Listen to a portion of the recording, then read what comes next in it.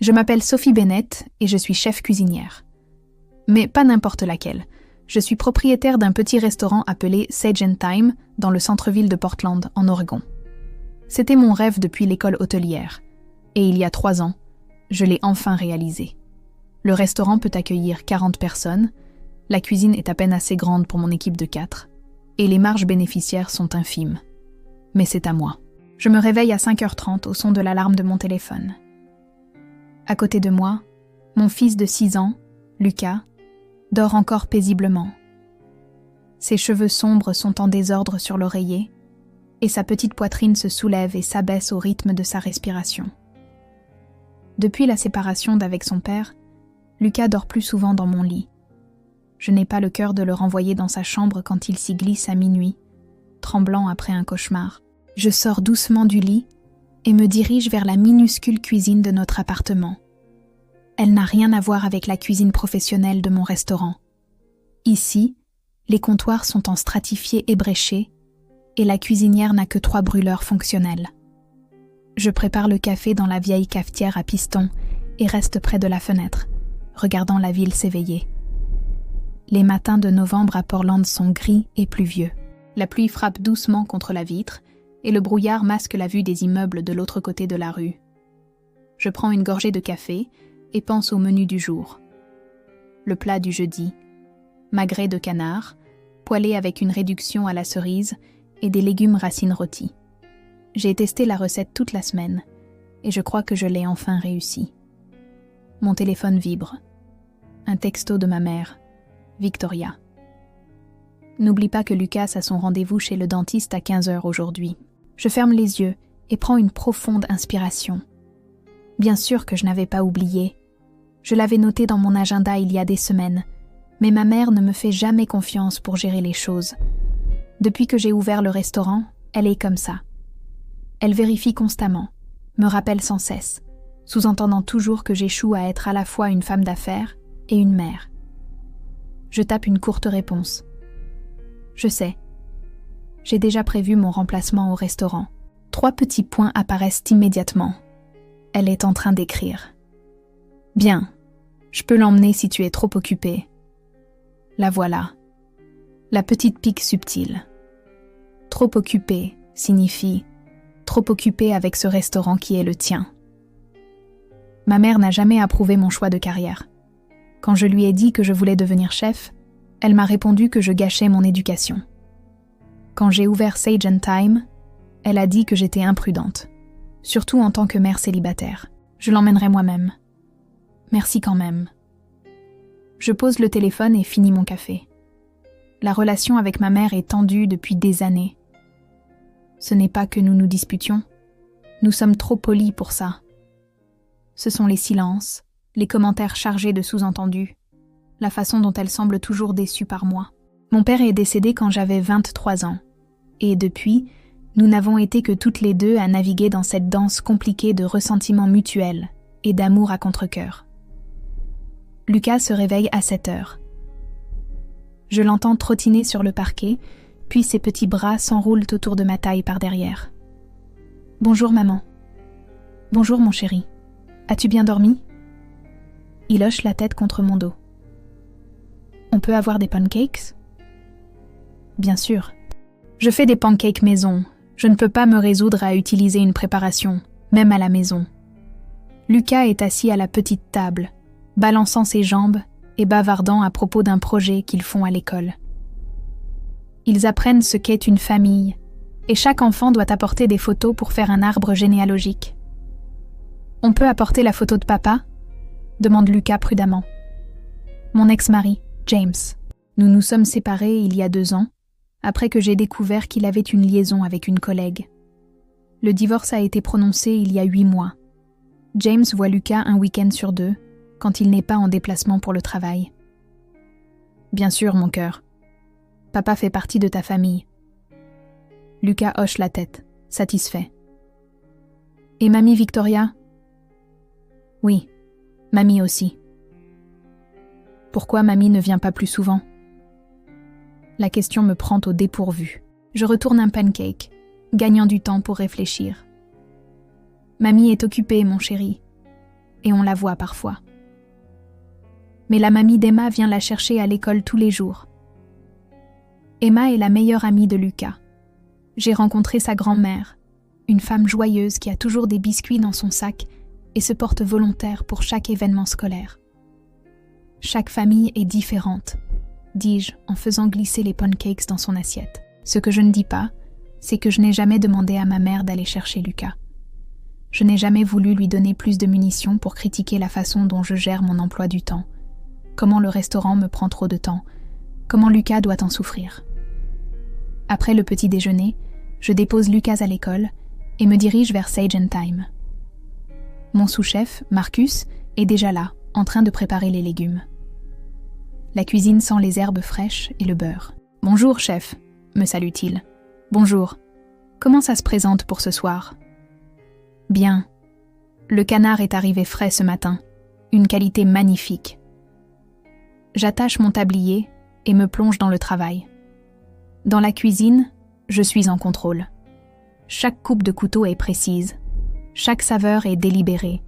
Chaque assiette est une petite œuvre d'art. Ici, je n'ai pas l'impression d'être constamment en deçà des attentes. Ici, je suis exactement celle que je suis censée être. Le service du midi se déroule sans encombre. Nous avons une clientèle fidèle mais restreinte pour le déjeuner, principalement des gens d'affaires des bureaux voisins. À 14h30, je me lave les mains et dis à Marcus que je pars pour le rendez-vous de Lucas. Pas de problème, chef. Je m'occupe de la préparation du dîner. J'arrive à l'école de Lucas à 14h50. Il sort en courant, son sac à dos rebondissant sur ses épaules. « Maman, j'ai eu une étoile dorée aujourd'hui pour ma fiche de maths. C'est merveilleux, mon chéri. » Nous nous rendons au cabinet du dentiste. La salle d'attente a des livres pour enfants et un petit coin jeu. Lucas se dirige immédiatement vers un puzzle pendant que je nous enregistre. Mon téléphone sonne. C'est un numéro que je ne reconnais pas. Un indicatif de Portland. Allô ? Est-ce que je parle à Sophie Bennett ? Oui, qui est à l'appareil ?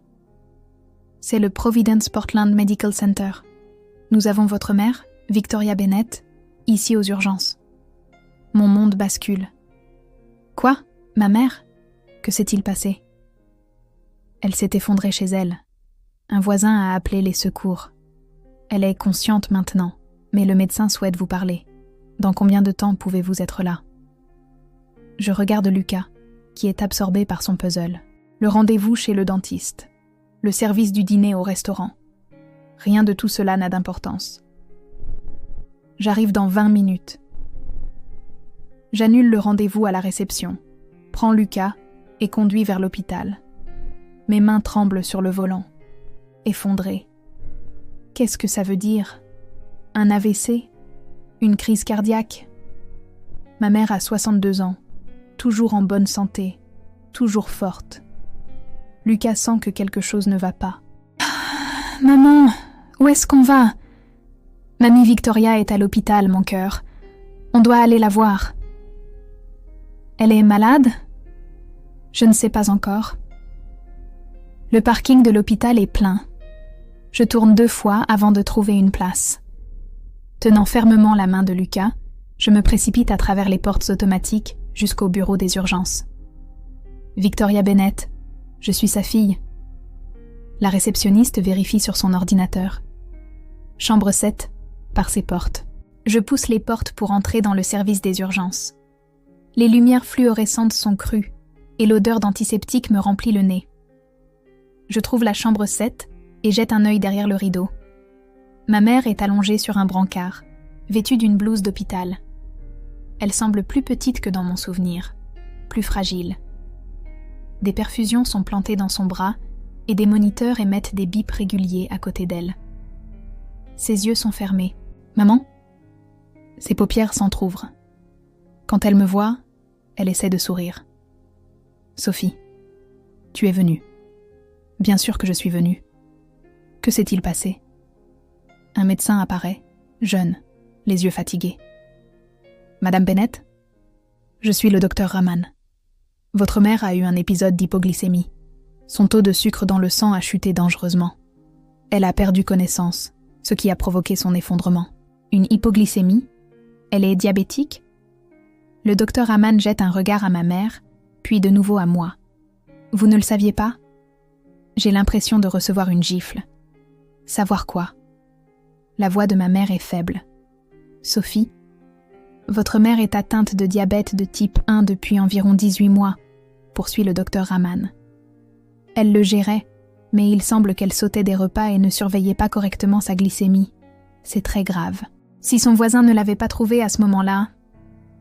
18 mois, l'interrompis-je. Pourquoi tu ne me l'as pas dit ? Ma mère détourne le regard. Je ne voulais pas t'inquiéter. Tu en as déjà assez sur les bras avec Lucas et le restaurant. Encore cette phrase. Le restaurant. Toujours le restaurant. Comme si c'était mon secret honteux, mon défaut de caractère. Mamie, ça va ? Demande doucement Lucas, tenant toujours ma main. L'expression de ma mère s'adoucit. Ça va, mon chéri. Mamie est juste tombée un peu malade, mais les médecins prennent bien soin de moi. Le docteur Hamann continue. Nous allons l'hospitaliser pour la nuit en observation et pour nous assurer que ses niveaux se stabilisent. Elle devra également rencontrer une nutritionniste et un endocrinologue. Madame Bennett, votre mère vit-elle seule ? Oui. Elle ne devrait pas être seule en ce moment. Avez-vous d'autres membres de la famille qui pourraient rester avec elle ? Je secoue la tête. Non. Il n'y a que nous. Le médecin hoche la tête. Nous discuterons des plans de soins avant sa sortie demain. Après le départ du médecin, je tire une chaise à côté du lit de ma mère. Lucas grimpe sur mes genoux, silencieux et observateur. « Pourquoi ne me l'as-tu pas dit ?» Je demande à nouveau, plus doucement cette fois. Les yeux de ma mère se remplissent de larmes. Je ne voulais pas être un fardeau. Un fardeau ? Maman, tu n'es pas un fardeau. Tu es ma mère. Tu as très clairement montré au fil des ans que tu n'avais pas besoin de mon aide, que tu pouvais tout gérer seule. Ces mots me blessent, parce qu'il y a une part de vérité en eux. Je l'ai repoussé, n'est-ce pas ? Chaque offre d'aide accueillie par un refus poli. Chaque suggestion rejetée comme une critique. Ce n'est pas... Je commence, mais je ne sais pas comment finir. Une infirmière entre pour vérifier les constantes de ma mère. Je profite de la diversion pour envoyer un texto à Marcus. Urgence familiale. Je dois annuler le service de ce soir. Vraiment désolée. Sa réponse arrive immédiatement. Ne t'inquiète pas pour ça, chef. La famille d'abord. On gère. Je passe des appels aux réservations de ce soir, m'excusant et reportant. 23 couverts annulés. Le coût financier sera dur, mais je ne peux rien faire d'autre. Lucas commence à s'agiter. C'est presque l'heure du dîner et il a faim. Je vais à la cafétéria de l'hôpital et lui prends des nuggets de poulet et du jus de pomme. Nous mangeons dans un coin et j'essaie de garder une apparence de normalité pour lui, mais mon esprit est en ébullition. 18 mois. Ma mère est diabétique depuis 18 mois et n'a jamais dit un mot. Comment ai-je pu ne pas le savoir ? À quand remonte la dernière fois que je l'ai vraiment regardée, que je lui ai vraiment demandé comment elle allait ? Je ramène Lucas dans la chambre de ma mère. Elle dort maintenant, son visage paisible. Je m'assois sur la chaise et la regarde respirer. Elle a l'air vieille, tout à coup. Quand est-ce que c'est arrivé ? Un autre médecin entre, une femme plus âgée aux yeux bienveillants. Madame Bennett ? Je suis le docteur Patel, l'endocrinologue de garde. Pouvons-nous parler dehors ? Je demande à une infirmière de surveiller Lucas un instant et je suis le docteur Patel dans le couloir. L'état de votre mère est gérable, mais elle doit être plus prudente. Le diabète de type 1 exige une vigilance constante, surveillance de la glycémie, injection d'insuline, régime alimentaire approprié. D'après ce que j'ai compris, elle a été négligente. Pourquoi aurait-elle été négligente ? Le docteur Patel hésite. Parfois, les patients nouvellement diagnostiqués avec une maladie chronique traversent une période de déni ou de dépression. Votre mère a-t-elle été soumise à un stress inhabituel ? Je pense à la vie de ma mère. Elle vit seule dans la maison où j'ai grandi, cette maison pleine de souvenirs de mon père. Elle est à la retraite de son poste de bibliothécaire. Que fait-elle de ses journées ? Je réalise que je n'en sais rien. Je ne suis pas sûre, j'admets. Nous ne parlons pas beaucoup. Le docteur Patel hoche la tête sans jugement. Je vois. Eh bien, elle aura besoin de soutien à l'avenir. Quelqu'un pour l'aider à respecter son plan de traitement. Après le départ du docteur Patel, je retourne dans la chambre. Ma mère est de nouveau réveillée, fixant le plafond. « Maman, je te ramène à la maison avec moi quand ils te laisseront sortir demain. » Elle tourne vivement la tête. « Sophie, tu n'es pas obligée de... Je le veux. Tu restes avec nous jusqu'à ce qu'on trouve une solution. » « Et le restaurant ? Ton emploi du temps ? » Je trouverai une solution. Pour une fois, elle ne discute pas. Cette nuit-là, Lucas et moi rentrons à notre appartement. Je le borde dans son lit et m'allonge à côté de lui. « Est-ce que mamie va mourir ?» demande-t-il dans l'obscurité. « Non, mon chéri, mamie va aller bien. Je ne veux pas qu'elle meure comme papy. Mon père est mort d'une crise cardiaque soudaine. Je sortais à peine de l'université, cherchant encore ma voie dans le monde. Ma mère était dévastée, mais elle ne m'a jamais laissé la voir pleurer. Elle était forte, stoïque, tenant tout ensemble pendant que je m'effondrais. Mamie va s'en sortir, et elle va venir rester avec nous pendant un petit moment. Vraiment ? Lucas semble excité. Elle peut dormir dans ma chambre ? On lui installera le canapé. Après que Lucas se soit endormi, je reste éveillée à réfléchir. Je sors mon téléphone et commence à faire défiler de vieilles photos. Il y en a une d'il y a 2 ans, le soir de l'ouverture de Sage & Time. Je tiens une coupe de champagne, souriant à l'appareil photo. En arrière-plan, à peine visible, se trouve ma mère. Elle est venue à l'inauguration, bien que je ne me souvienne pas de l'avoir invitée. Son expression sur la photo est étrange. Ni heureuse, ni triste. Juste observatrice. Le lendemain matin, je m'arrange pour qu'un voisin emmène Lucas à l'école. Puis je conduis jusqu'à l'hôpital. Ma mère est sur le point de sortir et il y a une pile de papiers et d'instructions. Une nutritionniste passe en revue les plans de repas. Une infirmière montre comment utiliser le glucomètre et le stylo à insuline. Je prends des notes sur tout. Nous nous rendons d'abord chez ma mère pour qu'elle puisse faire un sac. Je n'y suis pas entrée depuis près d'1 an. La maison est la même. Soignée, propre, presque stérile. Mais dans la cuisine, je remarque des choses que je n'avais jamais vues auparavant. Une boîte de fournitures médicales sur le comptoir. Un tableau sur le réfrigérateur pour suivre les niveaux de glycémie. Un pilulier. Sur le réfrigérateur, il y a aussi autre chose. Une coupure du Portland Tribune. Une critique de Sage & Time datant de 6 mois. Elle a été surlignée en jaune. Le critique qualifiait mon plat de canard inspiré et le restaurant de perles rares. « Tu as gardé ça ?» je demande, en tenant la coupure. Ma mère est en train de faire sa valise dans sa chambre. Elle vient à l'embrasure de la porte de la cuisine. Bien sûr que je l'ai gardée, je les ai tous gardés. Tous ? Elle se dirige vers un tiroir et en sort un dossier. À l'intérieur, il y a au moins une 12aine de coupures de journaux, des critiques imprimées de blogs culinaires, même une photo que quelqu'un a postée sur Instagram d'un de mes desserts. Je m'assois lourdement à la table de la cuisine. Je ne savais pas que Je pensais que tu n'approuvais pas le restaurant. Ma mère s'assoit en face de moi. Sophie, je n'ai jamais désapprouvé. J'ai été terrifiée. Terrifiée ? Terrifiée que tu t'épuises au travail. Terrifiée que tu sacrifies ta santé, ta relation avec Lucas, ton propre bonheur pour ce rêve. Terrifiée parce que je vois tellement de moi en toi. Qu'est-ce que tu veux dire ? Elle prend une profonde inspiration.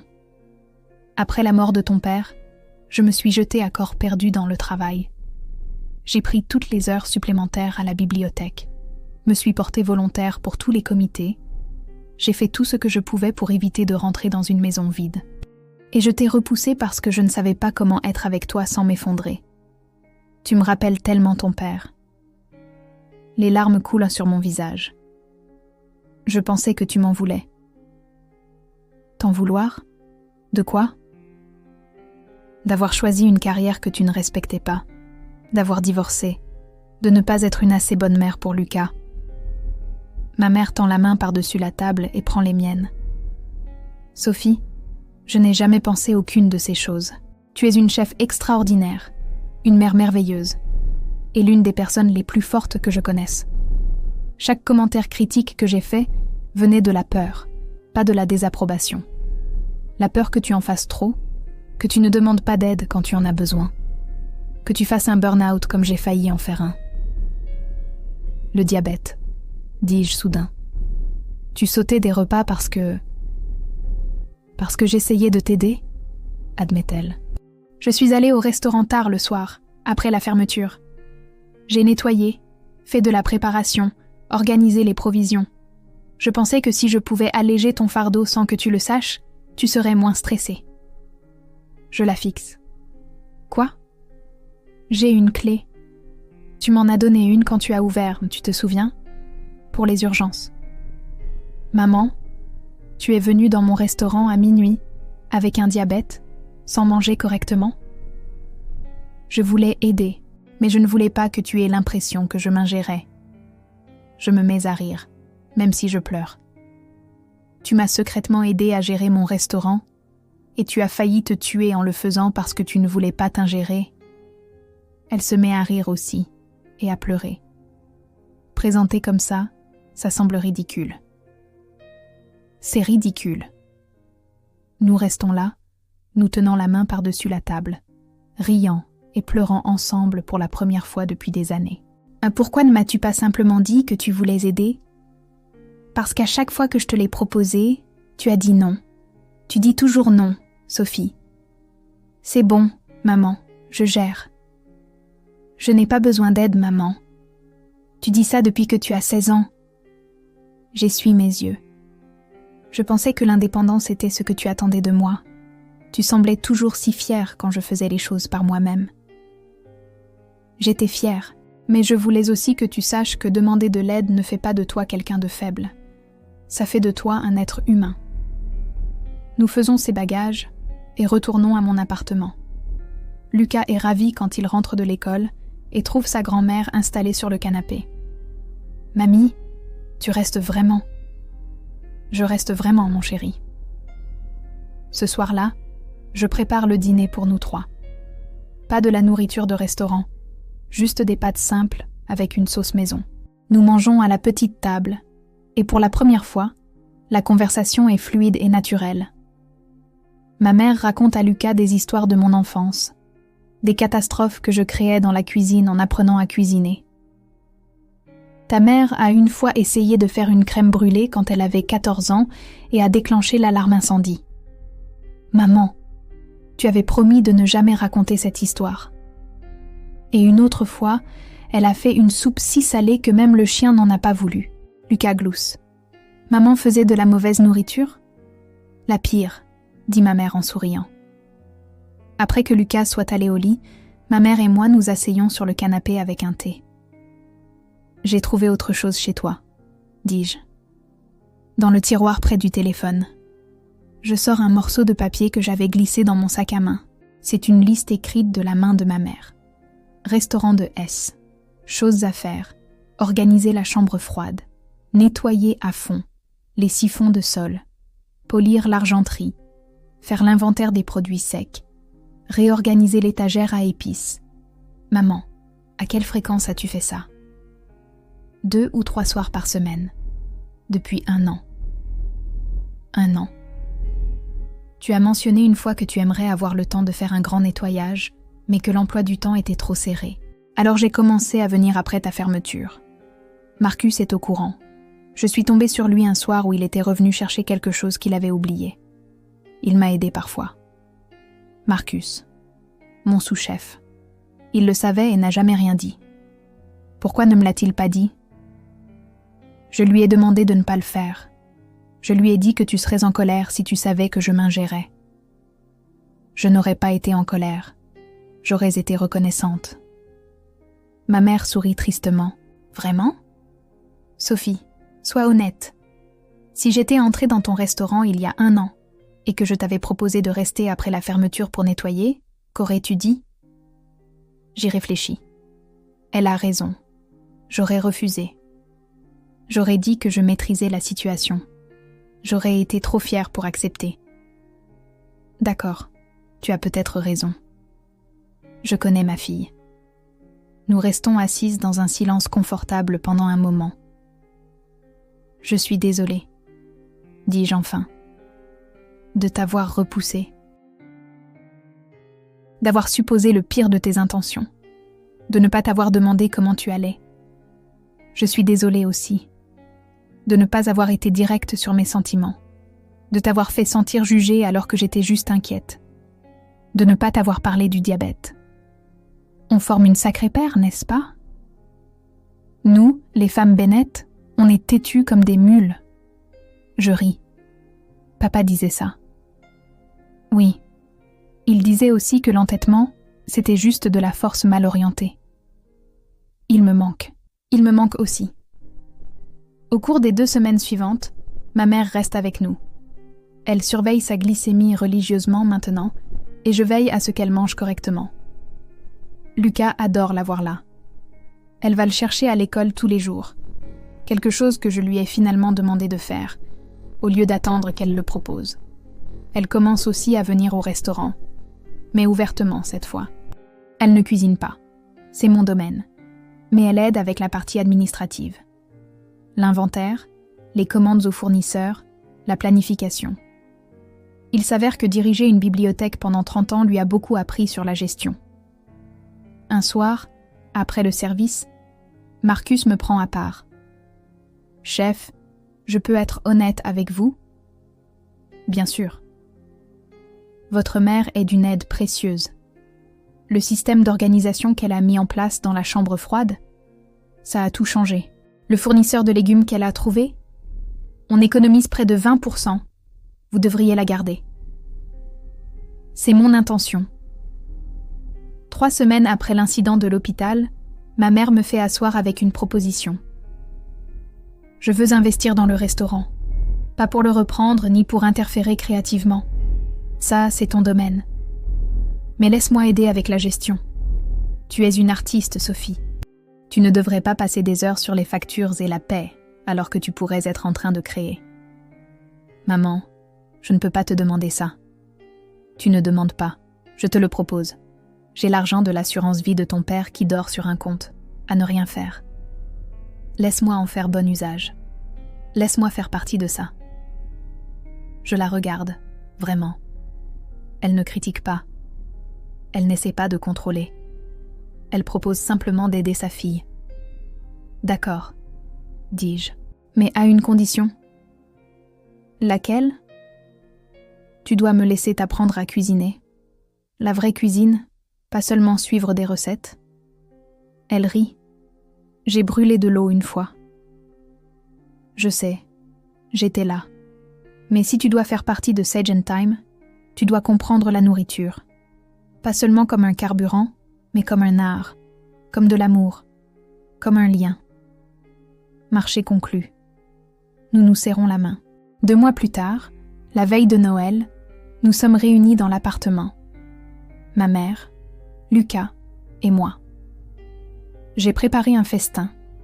Poulet rôti aux herbes, purée de pommes de terre à l'ail, haricots verts aux amandes, et pour le dessert, le favori de mon père, la tarte aux pommes. Ma mère a pratiqué ses talents de cuisinière. Ce soir, elle a fait la salade, une simple salade de roquettes avec des poires, des noix et du gorgonzola. Elle est magnifique. Oh, à la famille, dis-je en levant mon verre de vin. À la famille, répète ma mère. À la famille, crie Lucas, levant son verre de jus de pomme. Après le dîner, Lucas ouvre ses cadeaux. Ma mère lui a acheté un livre de cuisine pour enfants. Pour que tu puisses apprendre de ta maman, mais aussi cuisiner avec mamie, explique-t-elle. Lucas la serre dans ses bras. On pourra faire des biscuits demain ? Absolument. Plus tard, après que Lucas se soit endormi, ma mère et moi nettoyons la cuisine ensemble.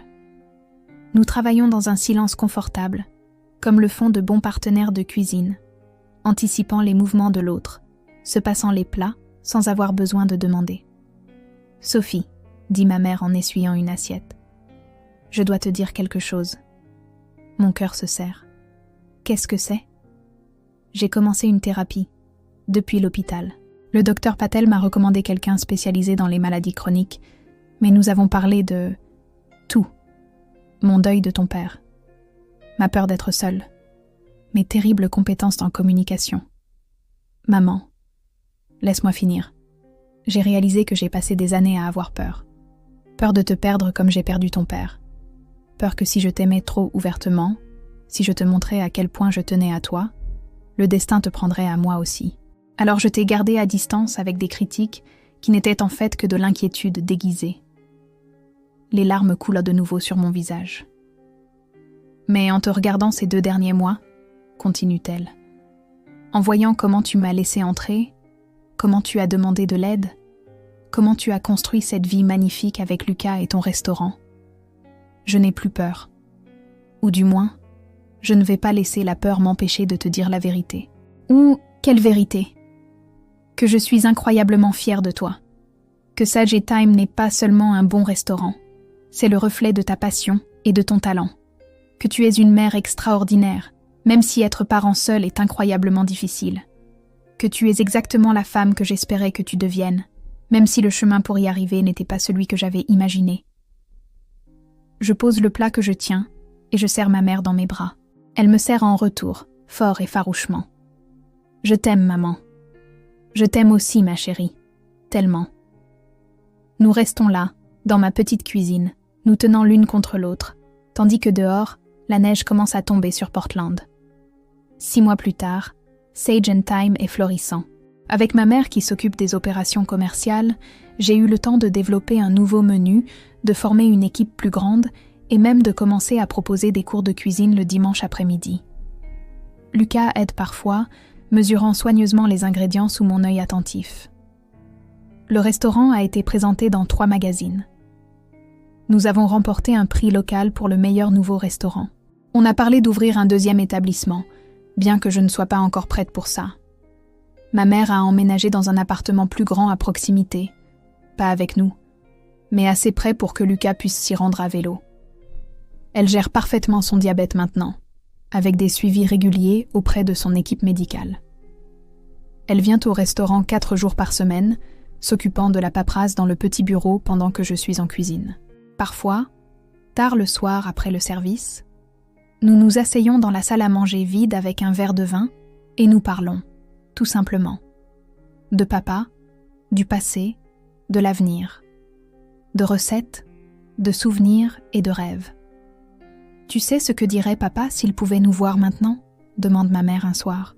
« Quoi ?» Il dirait qu'il était grand temps qu'on trouve une solution. Je ris. Il dirait absolument ça. Il dirait aussi que le canard est trop salé. Hé !» Elle sourit. Je plaisante. Le canard est parfait. Nous trinquons. Dehors, la nuit de Portland est vivante de lumières et de sons. À l'intérieur, mon restaurant, notre restaurant, est chaleureux et plein de promesses. La famille, ce n'est pas seulement le sang, et ce n'est pas seulement la proximité. C'est se choisir, jour après jour. C'est demander de l'aide quand on en a besoin. C'est offrir de l'aide même quand elle est refusée. C'est trébucher à travers les malentendus et en ressortir plus fort de l'autre côté. C'est cuisiner ensemble dans une cuisine remplie des arômes d'herbe et d'espoir. C'est ça, ma mère, mon fils et moi, construisant quelque chose de beau à partir des morceaux brisés de notre passé. C'est ça la famille. Et enfin, je comprends ce que cela signifie.